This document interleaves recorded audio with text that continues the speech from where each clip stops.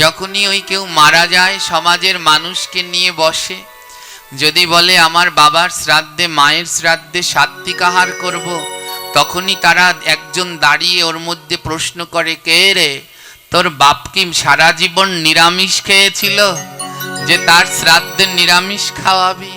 এদের কি বলবো, এদের মন্দ কথা বলারও কোনো ভাষা নেই। উপায় শিখুন।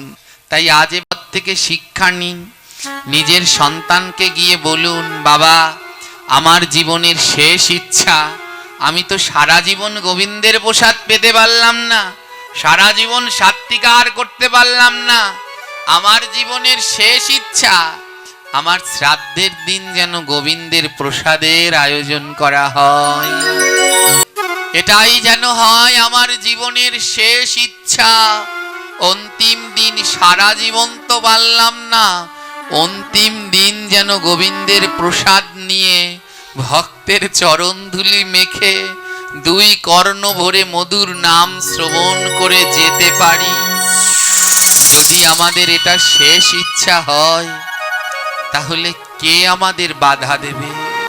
60,000 বছর ধরে আমায় পুজো করলে যেই পুণ্য লাভ করা যায়, সকৃত কিঞ্চিত সময় যদি আমার ভক্তের সেবা করতে পারো, তার অধিক পুণ্য লাভ করতে পারবে।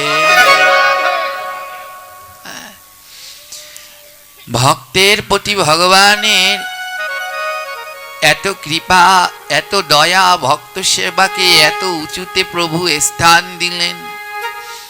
জয়নিতাই মা নারদ ঋষি জিজ্ঞেস করেছিলেন জগজ্জননী মাতা ভগবতী পার্বতীর কাছে, হে জগজ্জননী মা, তুমি তো রাজনন্দিনী। দেখুন আজ মায়ের মন্দিরে আমরা আছি তো, কেমন রাজবেশে দাঁড়িয়ে আছে মা। হিমালয় রাজের কন্যা, স্বর্ণ অলঙ্কার আভূষণে সম্পূর্ণ পরিপূর্ণ।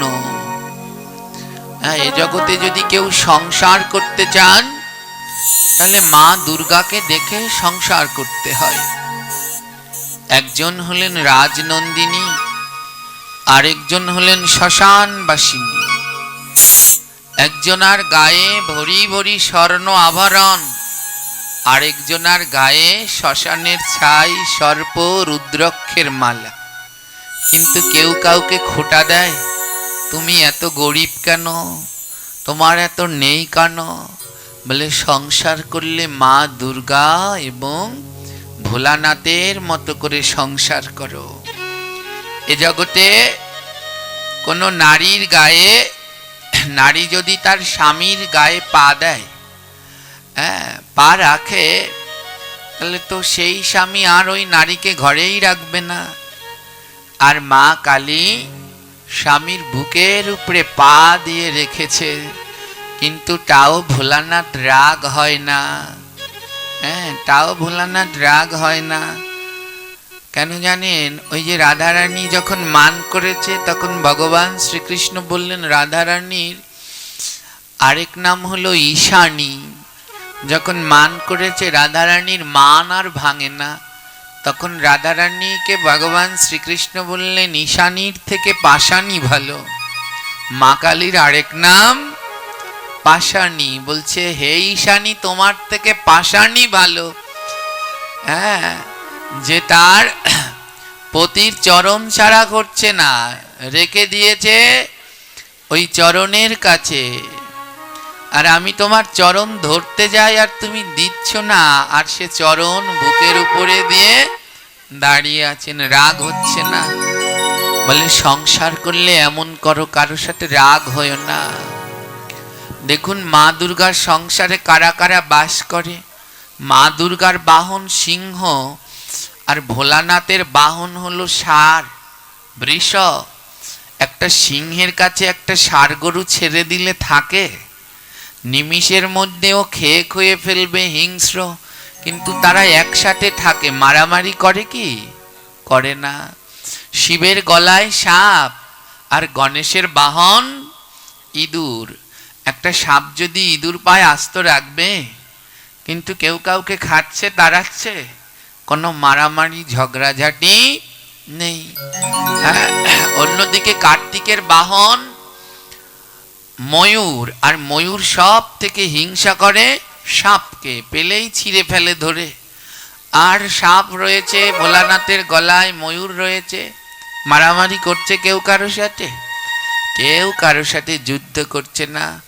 বলে সংসার করলে এমন করেই করতে হয়। এই জগৎজননী ভগবতী মা দুর্গার কাছে নারদ ঋষি জিজ্ঞেস করলেন, ও মা, তুমি তো রাজনন্দিনী, এই ভিখারিণী ভোলানাথকে কেন বিয়ে করলে?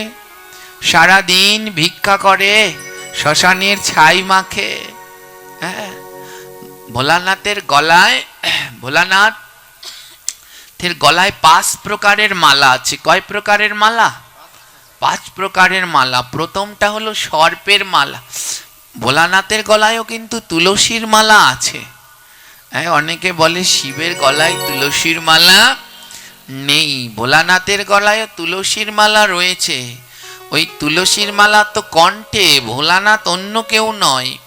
কলিযুগে যিনি অদ্বৈত প্রভু, তিনিই হলেন সাক্ষাৎ ভোলানাথ।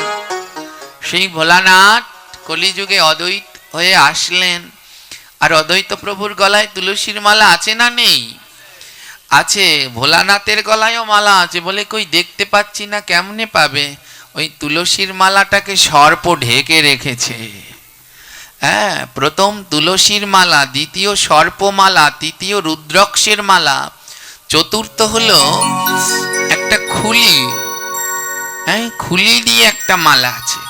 আর 5 নম্বরে হলো ছোট ছোট হার দিয়ে। শ্মশানে অবশিষ্ট মানুষ পোড়ানোর পরে যে হার থাকে, সেই হার দিয়ে একটা মালা পরে ভোলানাথ বসে আছে। এই 5 প্রকারের মালা ধারণ করেছে। নারদ জিজ্ঞেস করছেন, এর সারা গায়ে ভস্য, হার গড় গলায়, আর তুমি তাকে বিয়ে করলে? মা, একে তো আমরা সবাই বলি দুর্গা, কিন্তু এখনো যারা আগের দিনের মানুষ আছে, এখনো তারা দুর্গাপুজো আসলে বলে না দুর্গাপুজো দেখতে যাই, এখনো তারা বলে ভগবতী পুজো দেখতে যাই। এর আরেক নাম ভগবতী। বলে ভগবতীকে, যিনি ভাগবতকে ভালোবাসে তিনি ভগবতী, যিনি ভক্তকে ভালোবাসেন তিনি ভগবতী। নারদ জিজ্ঞেস করলেন, তুমি ভোলানাথকে কেন বিয়ে করলে? মা দুর্গার 2টি নয়নে জল। মা দুর্গা বলছে, জানো নারদ, মানব জীবন, এ জীবন ধন্য পূর্ণ হয় যদি বৈষ্ণবের সেবা দিতে পারে। আমাদের নিত্যকর্মের মধ্যে একটি কর্ম হলো প্রতিদিন বৈষ্ণব, সাধুগুরু বৈষ্ণবের সেবা দেয়া। জগৎজননী মা দুর্গা বললেন, এ জীবন ধন্য পূর্ণ হয় যদি বৈষ্ণবের সেবা করা যায়। জানো, দুর্গা বললেন, আমার তো সেই কপাল নেই যে প্রতিদিন বৈষ্ণবের সেবা দেব, তাই আমি ভোলানাথকেই বিয়ে করে নিয়েছি, কারণ তার মতো আর বৈষ্ণব জগতে নেই। পতির সাথে সাথে আমার বৈষ্ণব সেবা হয়ে যাবে।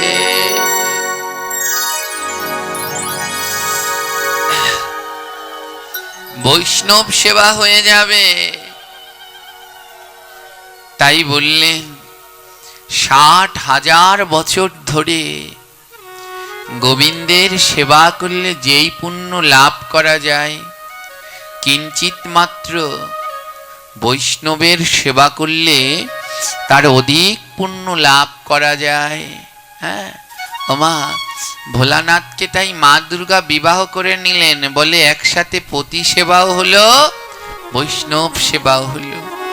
এ জগতে সেই নারী বড় ভাগ্যবান, যেই নারীর প্রতি কৃষ্ণ প্রাণ, যেই নারীর প্রতি কৃষ্ণ ছাড়া, গোবিন্দ ছাড়া কিছু বোঝে না, সেই নারী বড় ভাগ্যবান। প্রতির সাথে সাথে তার প্রত্যহ বৈষ্ণব সেবাও হয়ে যাচ্ছে। ভোলানাথ বৈষ্ণবদের ভিতরে শ্রেষ্ঠ। ভাগবত সিদ্ধান্ত দিলেন, নিম্নগানম যথা গঙ্গা দেবানামচ্যুতা যথা বৈষ্ণবানাম যথা শম্ভু পুরাণানাম মৃদাম বৈষ্ণবানাম যথা শম্ভু। এ জগতে যত বৈষ্ণব আছে তার মধ্যে শ্রেষ্ঠ হলেন দেবাদিদেব মহাদেব। এবার প্রশ্ন করেন, কেমন বৈষ্ণব সে? বৈষ্ণব হলে ললাটে ঊর্ধ্বপুণ্ড তিলক নেই, গলায় তুলসীর মালা দেখতে পাচ্ছি না, কেমন বৈষ্ণব? সারা গায়ে শ্মশানের ছাই মেখে বসে আছে, গলায় হার ভরে বসে আছে। নারদ ঋষিও ভুল বুঝেছিলেন ভোলানাথকে, কেমন বৈষ্ণব? সারা গায়ে শ্মশানের ছাই, গলায় ক্ষুদ্র ক্ষুদ্র শ্মশানের অবশিষ্ট সেই হাড়ের মালা, এ কেমন বৈষ্ণব? ধ্যান। ভোলানাথ আমরা বলি, যেখানে কেউ মারা যায়, যখন মরা পোড়ানো হয়, সেই শ্মশানের ভিতরে গিয়ে ভোলানাথ গড়াগড়ি দেয়, তাই তো? একটা কথা বলুন, আমার মতো পাপী বেবিচারী মরলে ভোলানাথের কি দায় ঠেকলো সেখানে গিয়ে গড়াগড়ি দেবে? ভোলানাথ সব শ্মশানে গড়াগড়ি দেয় না, সব শ্মশানে গড়াগড়ি দেয় না। ভোলানাথ শ্মশানে গিয়ে হাড় কুড়োয়। মানুষ পোড়ানোর পরে ওই ছাইয়ের মধ্যে যে ক্ষুদ্র ক্ষুদ্র হাড় থাকে, সেই হাড়গুলোকে কুড়ায়, খুঁজে বেড়ায়, সেই হাড়গুলো দিয়ে মালা গেঁথে তারপরে ভোলানাথ সেগুলো গলায় পড়ে, সেগুলো গলায় পড়ে। এমনি করে ভোলানাথ থাকেন। তো বলুন, আমার মতো মহাপাপী মারা গেলে ভোলানাথ সেখান থেকে হাড় কুড়িয়ে কেন গলায় পড়বেন? নারদ ঋষি জিজ্ঞেস করলেন, হে প্রভু, এ তোমার কেমন লীলা যে তুমি শ্মশানের ছাই গায়ে মাখো? ভোলানাথ কিছু বললেন না। মা পার্বতী বললেন, শোনো নারদ, ভোলানাথ সব শ্মশানের ছাই মাখে না। বলে, কোন শ্মশানের ছাই মাখে? বলে, যে কৃষ্ণ ভক্ত প্রতিদিন দ্বাদশ অঙ্গে তিলক করে, সেই কৃষ্ণ ভক্ত দেহ ত্যাগ করলে ভোলানাথ তার শ্মশানের ছাই গায়ে মাখে।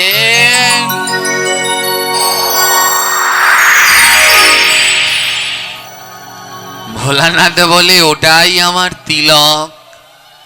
যে কৃষ্ণ ভক্ত প্রত্যহ দ্বাদশ অঙ্গে তিলক ধারণ করছে, তার ওই দেহটাই তিলক কুণ্ড হয়ে গেছে।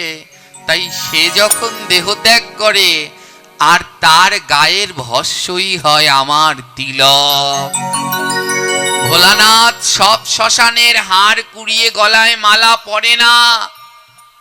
যার গলায় 3 প্যাচের কণ্ঠী তুলসীর মালা আছে, যে তুলসীর মালা গলায় নিয়ে দেহ ত্যাগ করে, ভোলানাথ মৃত্যুর পরে তার শ্মশানে গিয়ে ক্ষুদ্র ক্ষুদ্র হাড় সন্ধান করে, আর সেই হাড় দিয়ে ভোলানাথ গলায় মালা পরে থাকে। বলে, এর থেকে পরম রত্ন আমার আর কিছু নাই। এই হলেন মা পরম শ্রেষ্ঠ বৈষ্ণব ভোলানাথ।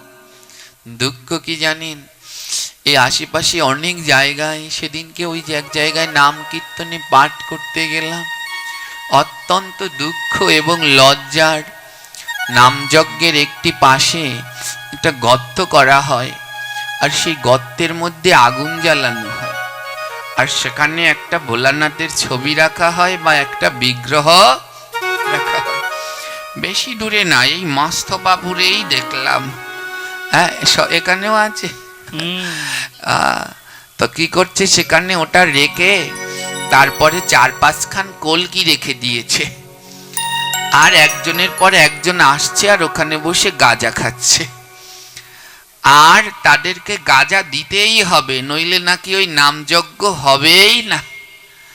বসে বসে গাঁজা খাচ্ছে, আর সে গাঁজাগুলো আবার সংগ্রহ করে দিচ্ছে। যারা নামযজ্ঞে সহায়তা করছে তারাই আবার কেজি মূল্যে গাঁজা কিনে এনে রেখে দিয়েছে। ওখানে বসে সিদ্ধি খেতে হয়, সিদ্ধি না খেলে পরে গোবিন্দ পাওয়া যায় না। কথাটা মিথ্যে নয়, কথাটা ঠিক। নামযজ্ঞে গিয়ে সিদ্ধি খেতে হয়, কিন্তু গাঁজা সিদ্ধি মানে ওই সিদ্ধি নয়। সিদ্ধি মানে সফলতা। সিদ্ধি শব্দের অর্থ সফলতা। নামযজ্ঞে গিয়ে নামকে সফল করো, সেই সফলতা যদি গ্রহণ করতে পারো তাহলে গোবিন্দ লাভ করতে পারবে। ওই গাজা নামক সিদ্ধি খেয়ে গোবিন্দ দূরের কথা মা। কি বললেন? শিব পুরাণের মধ্যেই ভোলানাথ বললেন, শিবের কথা তো শিব পুরাণেই রয়েছে, সেই শিব পুরাণের শ্লোকেই ভোলানাথ বললেন, মম দারে মম যজ্ঞে যে নরা তামক জাত দ্রব্য ভোক্তা প্রযচ্ছতি তেনার সপ্ত জন্মকলম বরাহ যোনি লভঃ। ভোলানাথ নিজে বললেন, মম দ্বারে মম যজ্ঞে, আমার মন্দিরে আমার যজ্ঞে, এই নামও তো একটা যজ্ঞ কি না? যে নরা, যেই মানুষ তামাক জাত দ্রব্যা ভোক্তা প্রযচ্ছতি, তামাক জাতীয় দ্রব্য নিজে খায় কিংবা অন্যকে দেয়, তে নরা সপ্ত জন্মকাল, সেই মানুষ 7 জন্ম পর্যন্ত বরাহ যোনি লাভম, 7 জন্ম পর্যন্ত বরাহ হয়। বরাহ শব্দের অর্থ কি জানেন মা? জোরে বলুন, বরাহ শব্দের অর্থ কি? শূকর। একটু শুদ্ধ ভাষায় বললেন ভগবান। আমরা এক জায়গায় পাঠে গেলাম, বুঝলেন তো, এবারে এক ভক্ত ভাষায় আমাদের প্রসাদ পেতে বলল। এবার ওদের বাড়ির ছেলেটা এত দুষ্টু, এত দুষ্টু, আর সহ্য করা যায় না ওর দুষ্টামি।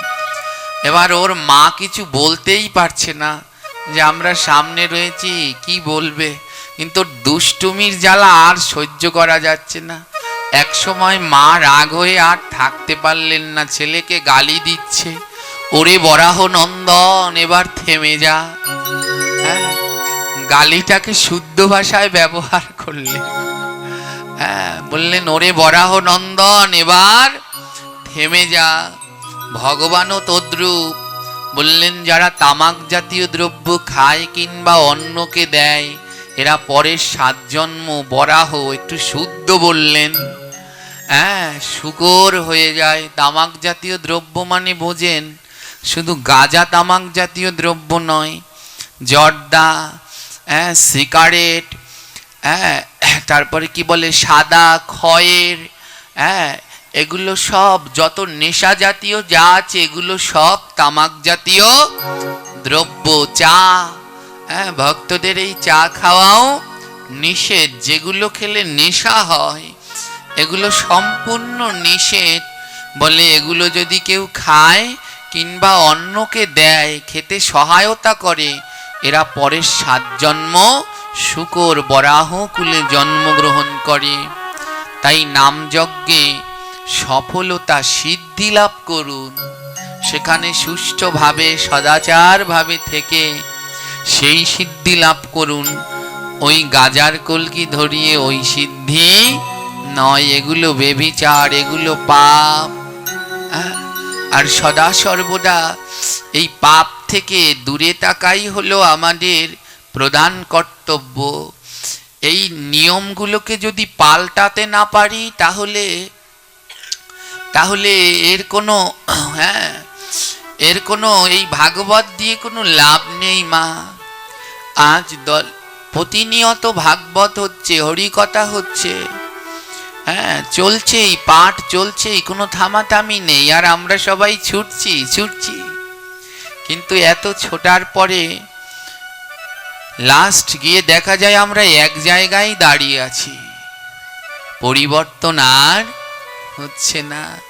আর যদি এই পরিবর্তন না হয়, এত হরিকথা এত নামযজ্ঞের পরেও যদি পরিবর্তন না হয়, তাহলে এই হরিকথা এই নামযজ্ঞে আর কি কাজ আছে বলুন? তাই একটু পরিবর্তন করতে থাকুন। এত ভাগবত শুনছি, তাও শ্রাদ্ধে মাছ বন্ধ হচ্ছে না। এত ভাগবত শুনছি, তাও অন্নপ্রাশনে মাছ বন্ধ হচ্ছে না। এত ভাগবত শুনছি, তাও কালী পুজোয় পাটা বলি বন্ধ হচ্ছে না। এত ভাগবত শুনছি, তাও শুদ্ধভাবে সাত্ত্বিকভাবে বিবাহগুলো সম্পন্ন হচ্ছে না। তাহলে এই ভাগবত, এই হরিকথায় কি লাভ আছে আমায় বলুন? বলে আমার বাপদাদারা করে এসেছে, আমিও করব। ওই ধারা ঠিক রাখতে হবে। বাপদাদায় যা করেছে আমাকেও তা করতে হবে, তাই ধারাটাকে ঠিক রাখতে হবে।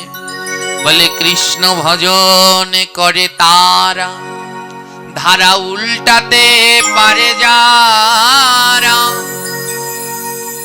কৃষ্ণ ভজন করে তারা, ধারা উল্টাতে পারে যারা। কৃষ্ণ ভজন যদি করতে চাও তাহলে ধারাকে উল্টাও। বাপ দাদা যা করেছে ওই ধারাকে বাদ দাও। যদি ওটা ভুল ধারা হয় তবে ওটাকে বাদ দাও। হ্যাঁ, ওটাকে বাদ দাও। ওটা ভুল ধারা হলে বাদ দাও। যেটা গ্রহন্ত দেখালেন সেইটা ধরে চলো। ওমা, ধয়াকারে ধা, রয়াকারে রা। ধারাকে উল্টে দিলে কি হয়ে যায়? রয়াকারে রা, ধয়াকারে ধা। ধারাকে উল্টাতে পারে যারা, কৃষ্ণ ভজন। যদি এত ভাগবত শুনে এখনো মারা গেলে পরে শ্রাদ্ধে মাছ খাওয়ানো হয়, তাহলে আর ভজন হলো না, ধারা রইল। আর ধারাকে যদি উল্টে ওখানে প্রসাদের আয়োজন করতে পারেন, তাহলে ওই প্রসাদের আধার আনি আসবেই আসবে।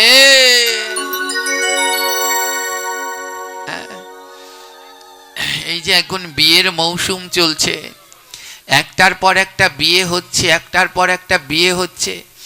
আমাকে এর মধ্যে একটা লঙ্কা কাণ্ড বেজে গেছে। একজনে জিজ্ঞেস, নিমন্ত্রণ করতে এসেছে, বিয়েতে নিমন্ত্রণ করতে এসেছে। এবার বলছে সবার নিমন্ত্রণ। তো আমি তাকে বললাম, এটাকে কি নিমন্ত্রণ বলা যায়? ওখানে এতগুলো প্রাণীর হত্যা হচ্ছে, এতগুলো জীব হত্যা হচ্ছে, মাছ মাংস খাওয়াচ্ছেন, ওখানে কি নিমন্ত্রণ শব্দটা ব্যবহার করা যায়? হ্যাঁ, বৈষ্ণব সেবা দিতে আসলে তখনই বলি আপনাদের ঘরের সবার নিমন্ত্রণ, দুপুরে প্রসাদ নেবেন। আবার বিয়ে যেখানে মাছ মাংস খাওয়াচ্ছে সেখানে এসেও বলছে নিমন্ত্রণ। বলুন, প্রসাদের নিমন্ত্রণ, কিন্তু ওই যেখানে মাছ মাংস খাওয়াচ্ছে ওখানে নিমন্ত্রণ ব্যবহার করা যায় কি? এবার আমি বললাম ও শব্দটা ওখানে ব্যবহার করা যায় না। আজ এই যে বিবাহগুলো হচ্ছে, এখানে অগ্নিকে সাক্ষী করা হচ্ছে, নারায়ণ শিলাকে সাক্ষী রাখা হচ্ছে। 3 সাক্ষী, নারায়ণ, অগ্নিশিলা এবং ব্রাহ্মণ, 3 জনকে সাক্ষী রেখে যজ্ঞে আহুতি দেয়া হচ্ছে। 33 কোটি দেবদেবীকে আহ্বান জানানো হচ্ছে। 33 কোটি মানে বোঝেন, 1 2 3 4 5 6 এমন গণনা নয়। 33 কোটি শব্দের অর্থ প্রকার। সনাতন ধর্মে 33 প্রকারের দেবদেবী রয়েছে। 33 প্রকারের দেবদেবীকে বিবাহে আমন্ত্রণ জানানো হয়। নারায়ণ শিলা, সেখানে নারায়ণ সাক্ষাৎ উপস্থিত হয়, 33 প্রকার দেবদেবী সেখানে উপস্থিত হয়। তারপরে একটি বিবাহ সাক্ষী রেখে সেখানে সুসম্পন্ন হয়। বিবাহ 7 জন্মের বন্ধন, 1 জন্মের নয়। কয় জন্মের? 7 জন্মের। 7 জন্ম স্বামী স্ত্রী বিবাহ বন্ধনে। যে আপনার এ জন্মের স্বামী, আসছে 7 জন্মেও সে আপনারই পতি থাকবেন। এই দেবতাদের নারায়ণ শিলা অগ্নিকে সাক্ষী রেখে তারপরে বিবাহ বন্ধনে আবদ্ধ হয়। একটা কথা বলুন, যেখানে খাসি কাটা হয়, মুরগি কাটা হয়, পেঁয়াজ রসুন আনা হয়, সেখানে দেবদেবীরা আসে? জোরে বলবেন, সত্যি হলে বলবেন, মিথ্যে হলে বলতে হবে না, আসে। অতগুলো প্রাণী যেখানে হত্যা করা হয় সেখানে কোনোদিন নারায়ণ থাকতে পারেন? ওখানে দেবদেবীগণ থাকতে পারেন? দুঃখ কি জানেন, আমাদের পার্শ্ববর্তী ইসলাম ধর্মে ওয়াজ হয় না, যখন মৌলবী মশাই ওই ঠিক শব্দটা বলে, দেখেছেন এমন জোরে ঠিক বলে সব শুদ্ধ কাঁপে। আর আমাদের ধর্মে যখন বলে একজনার মুখ থেকেও সারা বের হয় না। সত্যি আজকে একটা কথা বলে যান, নিজের মন থেকে বলবেন, যদি কোনো জায়গায় জীব হত্যা হয়, পেঁয়াজ রসুন আনা হয়, সেখানে নারায়ণ আসবে, দেবদেবীগণ আসবে? জোরে বলুন, আসবে? আসে না। এর জন্যে বলে স্বামী স্ত্রীর সম্পর্ক 7 জন্মের, কিন্তু 7 জন্ম তো দূরের কথা, অনেক বিয়ের পরে 7 মাসও থাকতে পারছে না। 7 মাসও থাকতে পারছে না। কি বলে, ডিভোর্স না ডাইভোর্স, ও একটা হয়ে টয়ে যায় চলে। হ্যাঁ, 7 জন্ম থাকতে পারছে না। সনাতন ধর্মের এহেন শিক্ষা নয়। এগুলো আজ হচ্ছে না। কেন হচ্ছে না? বিধি যে মানে না, ব্যাধি তাকে ছাড়ে না। আজ আমরা বিধি মানছি না। যেমন সনাতন ধর্মে বিবাহ পদ্ধতি, সেই পদ্ধতি আমরা মানছি না, তার জন্যে আমাদের ব্যাধিও ছাড়ছে না। কদিনের মধ্যে ছাড়াছাড়ি হয়ে যাচ্ছে, অল্প বয়সে পতিপত্নীর বিয়োগ হয়ে যাচ্ছেন। এই হলো মা কারণ। তাই ধ্যান দিন, এই ধারাকে যদি পরিবর্তন করতে না পারি, তাহলে কৃষ্ণ ভজন, এই ভাগবতের নামযজ্ঞ আর কাজে লাগলো না। হ্যাঁ, দুটো কথা শুনে যান মা, এই খটকা খটকা কথা। বেশিরভাগ ভক্তগণই আমার মুখে ওই মিষ্টি কথা শুনতে ভালোবাসেন। হ্যাঁ, তো এর জন্যেই ভগবান নাম দিয়ে দিয়েছেন। যারা আমরা পাঠ করি, নাম দিয়ে দিলেন কি জানেন? পাঠক। কি নাম দিয়ে দিলেন? পাঠক। ঠক দিয়ে দিলেন। বলে ওই মিষ্টি কথা বলে মানুষের মন মজিয়ে চলে গেলে কিছু শিখালে না, ঠকানো হলো। ঠক বলে কিছু শেখাও। এই ধারাগুলো, যে ধারাগুলো কু, সেই ধারাগুলোকে উল্টাও। যদি উল্টাতে পারো তাহলে সেটাই রাধা। আর সেই রাধাময় কৃষ্ণ ভজন করলেই গোবিন্দ পাওয়া যায়। তাই আসুন, এই ভাগবত থেকে কিছু শিক্ষা নিয়ে আমরা মানব জীবনে কাজে লাগাই, এবং মানব জীবনে কাজে লাগিয়ে আমাদের এই শ্রাদ্ধ আদিতে, অন্নপ্রাশনে, বিবাহে জীব হত্যা বন্ধ করে সেখানে গোবিন্দের প্রসাদের আয়োজন করি। মাতৃ আরাধনায় জীব হত্যা বন্ধ করে সেখানে গোবিন্দের প্রসাদের আয়োজন করি। গোবিন্দ প্রসাদ বিনে জগতে উদ্ধারের আর কোনো গতি নাই। এ জগতে কেউ যদি আমাদের মুক্তি দিতে পারে, তাহলে সে হলো গোবিন্দের প্রসাদ। গোবিন্দের প্রসাদ। ওমা, প্রসাদ খেলে মুক্তি পাওয়া যায় না? যায় না? জোরে বলুন, যায় না? হ্যাঁ, প্রসাদে মুক্তি। ওই যে যখনই, প্রতিদিন তো প্রসাদ আমরা সবাই পেতে পারি না। যারা ভাগ্যবান তারা প্রতিদিন গোবিন্দের প্রসাদ পাচ্ছে। আর যারা আমার মতো অদম, প্রতিদিন যারা প্রসাদ পেতে পারছি না, ওই যখন বৈষ্ণব সেবা হয় তখন প্রসাদ পাই। আর যখন প্রসাদ পাই তখন রাস্তা দিয়ে আস্তে আস্তে বলছি, আহা কি অমৃতময় স্বাদ। এর জন্যেই এর নাম প্রসাদ। যার স্বাদ কোনোদিন কমে না, কমে না। প্রসাদ। আজ কি হলো জানেন তো? এই প্রসাদ জীবকে মুক্তি দিতে পারে, অন্য কিছু পারে না। হ্যাঁ, এই মুক্তি দিয়ে দেয় ভববন্ধন থেকে। গোবিন্দের প্রসাদ মুক্তি দিয়ে দেয়। যারা 12 মাস প্রসাদ পাচ্ছেন, প্রতিদিন প্রসাদ পাচ্ছেন, তারা ভাগ্যবান। আর যারা পারলাম না, অন্তত শেষের দিনে প্রসাদ পাওয়ার ব্যবস্থা করুন। শেষের দিন মানে কি মা? ওই শ্রাদ্ধের দিন। ওই শ্রাদ্ধের দিন, ওদিন এই পৃথিবী ছেড়ে ওই দিকে রওনা দেব, এই ধাম ছেড়ে ওই দিকে রওনা দেব। যখন ওদিকে যাব, ওই দিনও যদি জীব হত্যা হয়, ওদিনও যদি ঘরের ভিতরে বাড়িতে জীব হত্যা হয়, তাহলে আর আমাদের কোনো গতি হলো না। ওই দিনটাই গোবিন্দের প্রসাদ পেয়ে যেন রওনা দিতে পারি। বলে এই সমাজ কবে পরিবর্তন হবে? কবে শ্রাদ্ধ বন্ধ হবে? হ্যাঁ, শ্রাদ্ধে কবে এই জীব হত্যা বন্ধ হবে? সত্যি শ্রাদ্ধে শ্রাদ্ধই হচ্ছে। হ্যাঁ, কবে শ্রাদ্ধে এই জীব হত্যা বন্ধ হবে? বলে যেদিন আমি নিজে ভালো হব, যেদিন আমি নিজে ভালো হব, যেদিন আমার পরিবর্তন হবে, সেদিন ঠিক এ সমাজেরও পরিবর্তন হবে। আজ এই ভাগবত শুনে পরিবর্তন হয় না বললে ভুল হবে মা। শুনে কিছুটা হলেও পরিবর্তন হচ্ছে, অনেকটা হচ্ছে।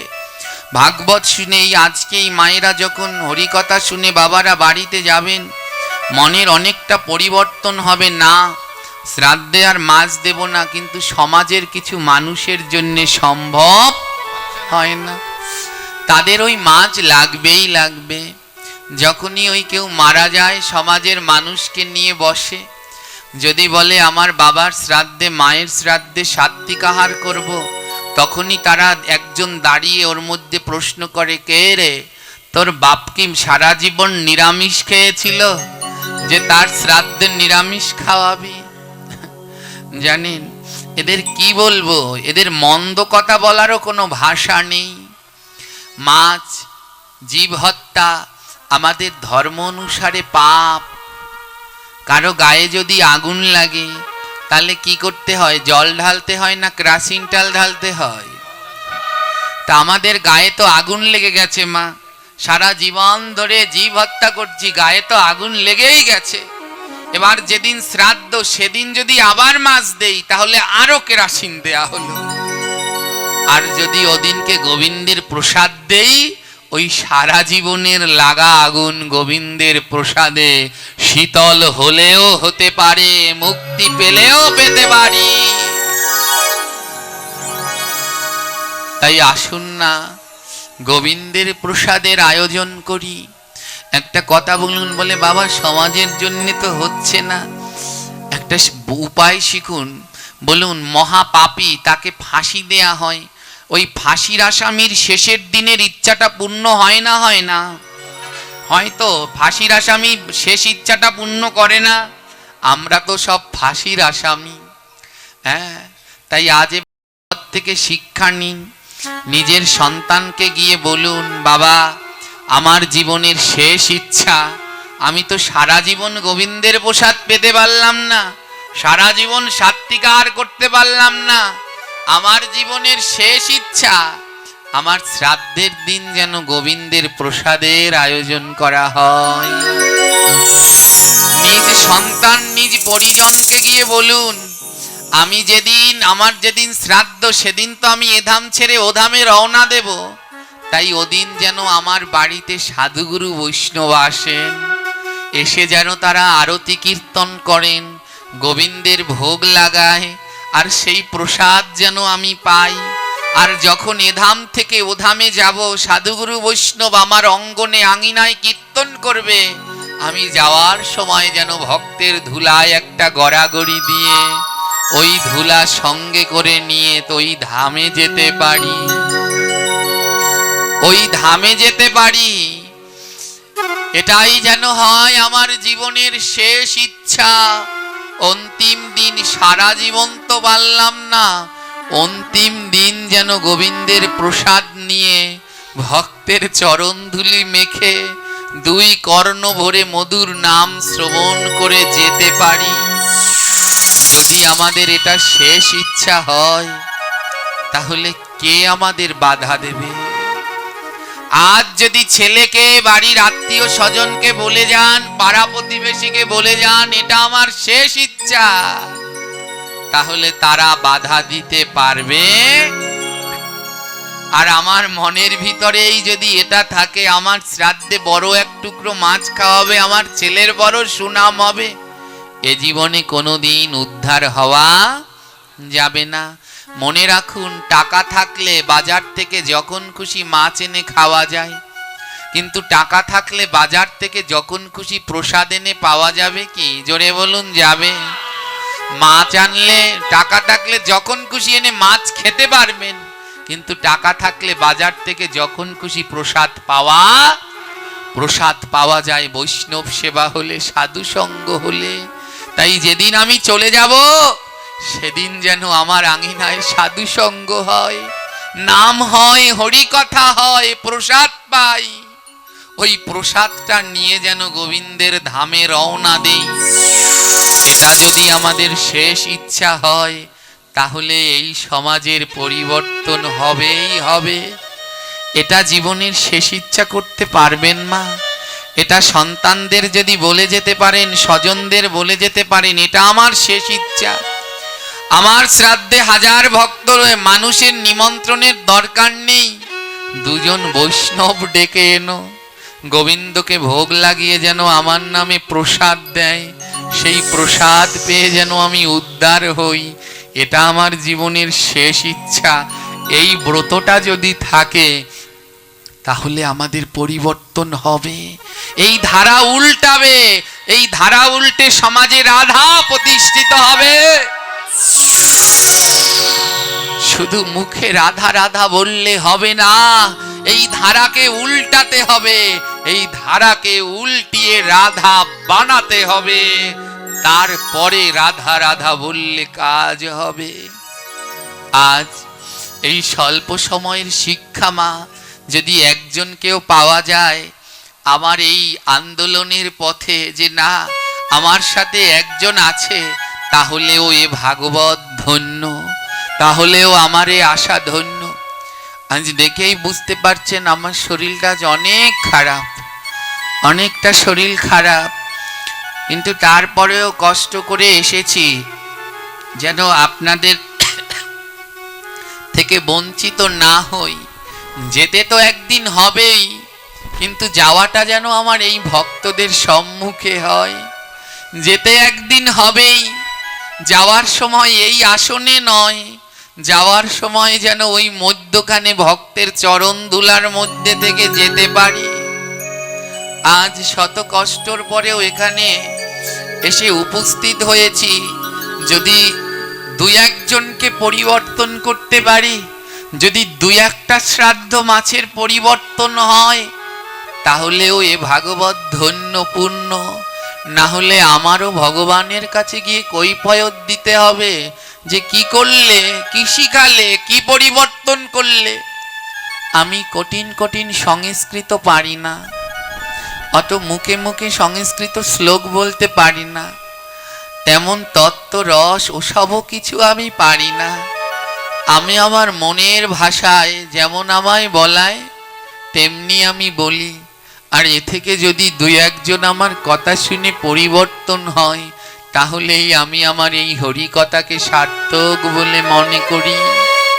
তাই আদ্যকার এই স্বল্প সময় থেকে আমি একটু দেখতে চাই আজ কজনের মনে একটু সাহস হলো, না আজই বাড়িতে গিয়ে বলবো যে আমার মৃত্যুর পরে আমার শ্রাদ্ধে যেন জীব হত্যা না হয়। আজ যেই কয়জন মা হাত তুলবেন, তাহলে আমি বুঝবো যে আমার আশা ধন্য পূর্ণ। আজ যদি হাত না তুলতে পারেন, তাহলে এ আশা বৃথা, এ কষ্ট বৃথা। আজ গোবিন্দের নামে দুটো হাত তুলুন না, সংকল্প নিন না, এই কুসংস্কারকে পরিবর্তন করে সমাজের এই কুধারাকে উল্টে আমরা রাধাময় সমাজ গড়ব। যেইখানে আপনার বাড়িতে মাছ মাংস যা খান আমি কিচ্ছু বলবো না, ওতে আমার কোনো আপত্তি নেই। একটা মানুষ মারা গেল, শ্রাদ্ধ কি তার আত্মার শান্তি কামনায় সবাই সমবেত হওয়া, আত্মার শান্তি কি কোনোদিন মাছ মাংস খেয়ে করা যায়? বড্ড ভয়ঙ্কর। মায়ের ওই পাশে ওদিকে যখন পাঠ করতে যাই, সেখানে শ্রাদ্ধে শূকরের মাংস খাওয়ানো হয়। হ্যাঁ, এর কবে পরিবর্তন হবে বলুন তো? এর কবে পরিবর্তন হবে? এ কি দেখে যেতে পারবো না? যদি না দেখে মরে যাই না, তাহলেও এ আত্মার শান্তি হবে না। তাই কিছুটা তো দেখে যেতে চাই। তাই আসুন, আজ মনকে আজ বলুন গিয়ে বাড়িতে, বলে যদি ছেলেরা না করে, না করলে ওরা ঋণী থাকবে।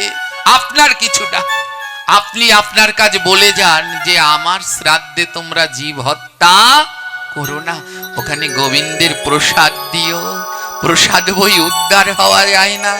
ওই একদিন প্রসাদ পেলে এই আনন্দ, যদি নিত্য প্রসাদ পেতাম আর গোবিন্দের কাছে যাওয়ার দিন প্রসাদ পেতে পারতাম। বলুন, মন্দিরে পুজো হয় আপনি কোনো মন্দিরে পুজো দিতে যাচ্ছেন, সেদিনকে কি অখাদ্য খেয়ে মন্দিরে যাচ্ছেন? শুদ্ধ পবিত্র হয়ে যাচ্ছেন। আর যেদিন এই ধরাধাম ছেড়ে গোবিন্দের কাছে যাবেন, সেদিন যদি আপনার শ্রাদ্ধে ওই মাছ দেয়, আপনি যেতে পারবেন? ভাবুন একবার। এ সংসার সুখের নয়, এ দুঃখের আলয়। হ্যাঁ, তাই আজ একটু দুটি হাত তুলুন গোবিন্দের নামে, আর কথা দিন যে আজ বাড়িতে গিয়ে বলবেন নিজের স্বজনদের কাছে যে আমার শ্রাদ্ধে যেন জীব হত্যা না হয়। আজ যারা দুটো হাত তুলবে গোবিন্দের কাছে, তাদের নামে আমি ধ্বনি করব, গোবিন্দ যেন তাদের অপার করুণা কৃপা প্রদান করেন। জয় জয় শ্রী নিতাই গৌর প্রেমানন্দে হরি হরি।